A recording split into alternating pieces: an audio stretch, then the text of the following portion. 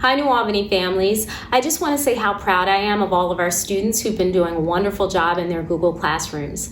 Thank you also to the families who have supported this new way of learning. We know it's come with some challenges, but you've gone beyond our expectations. Our staff has also done a wonderful job by posting authentic lessons that are in alignment with our curriculum.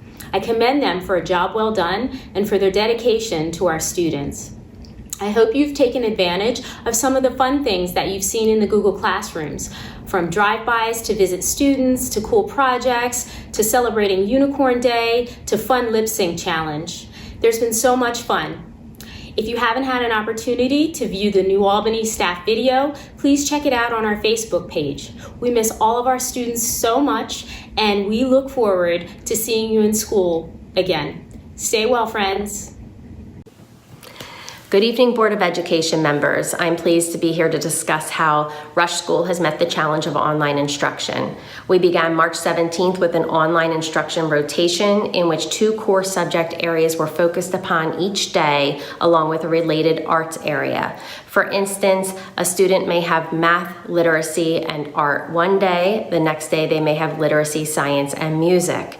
We also have continued with related services such as basic skills reading and math, English language learner support, speech services, and IEP counseling.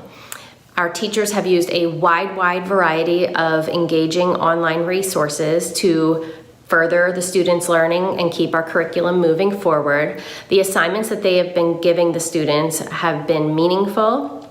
They use a lot of instruction through Screencastify, Google Meets, in which the instruction is live, or recorded videos. They're doing assessments through the use of Google Forms as a quiz, or Edpuzzle, Common Lit, different online resources. They are all doing novel studies in each of the grade levels, or read-alouds of chapter books to discuss. And very many students are still participating in a writer's workshop model in which they might be responding to text or doing opinion writing or letter writing, and the teacher is responding to them and giving them feedback through those documents. Lots of fun projects going on. One in particular that was fun was an Important People in History project, in which the student not only had to present about that person, but also dress in costume. They are making campaign posters for George Washington and presenting their posters, as well as some fun things like making windsocks to wrap up a weather unit in 3rd grade. As a community, we are trying to keep things fun and engaging, and the teachers are meeting with the students for just casual lunch bunches. A teacher hosted a talent show. Another teacher does a nightly bedtime story with her students. And as a school, we hosted a Kahoot trivia, family trivia night. Congratulations to the Bramhalls for winning that. Check out our Kindness Challenge online this week. We hope you are all well, and thank you for listening. Good evening. Although the changeover from brick and mortar instruction to keyboard and wire instruction was a challenge at CMS, as I'm sure everywhere else, I remain astounded at how efficiently and effectively our families, students, and staff have made the adjustment. We are living through what is arguably the most significant change in education in the past 100 years. I am happy to report that remote instruction has become a smooth running operation, with the vast majority of the comments from families being supportive and praising of our teachers. We certainly could not achieve this level of success without support at home. Our students have been submitting work at a rate not significantly different from what we have experienced in school. In fact, daily attendance rates are better than we experience on a regular basis in the building. Our students' flexibility is something in which we can all take a great deal of pride. Lastly, I cannot possibly overstate the significant and excellent work of our teachers, counselors, and staff, quickly adapting to online tools like Google Classroom, Screencastify, Google Meet, Zoom, and a host of others without significant training or professional development demonstrates the level of dedication we all have in continuing our students' education at the level expected of Cinnaminson Pirates. Mrs. Melcher and I could not be more proud of the work our entire community is doing. We will continue to strive for modifications in the delivery of our instruction that will make our students more comfortable and successful as we forge ahead during these historic times. Thank you for your support, and have a good evening.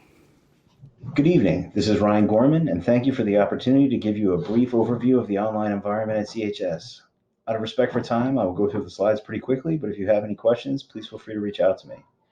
In response to the needs of their students, many of our teachers have become more proficient with telecommunication software packages.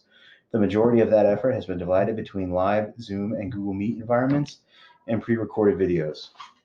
I have highlighted some of my favorite examples in this slide. As we drill down on some individual programs, our art teachers asked their students to create a public service announcement. You'll also see some examples of our work created by our life skills students for first responders. CHS TV continues to produce a weekly morning show that has become an integral part of how we all stay in touch. Our marketing students have been pursuing industry-approved Google certifications while we've been online. These are the exact same certs industry professionals acquire. Our food pantry, led by Senior Catherine Makowitz, has continued to serve our food insecure families in Cinnaminson with contactless food delivery. Ms. Coker's students continue to create really incredible things. In particular, they have been designing prosthetic devices for 2 Cinnaminson children. In addition, Ms. Coker has begun 3D printing face shields for donation to first responders. Finally, we are working to keep our students engaged in the community that is the heart of CHS. The hardest part for many of us of this whole experience is not being able to see each other every day. Hopefully, these programs will be a welcome reminder to our students. I'm incredibly proud of the work that is happening here at CHS, and I hope that we have been able to play a small role in bringing a sense of comfort to the turmoil that we all find ourselves in right now. If you haven't already done so, please make sure to follow us on social media so you can join in the fun. We are at CinnaminSonHS on Instagram, Twitter, and Facebook. Thank you for your support and have a great night. Good evening, Pirate community. I'd like to take a moment to share with you what has been happening in special education land throughout this time of remote learning. As this is also annual season, the team has been meeting remotely with our families to plan and prepare for our students' programs for next year.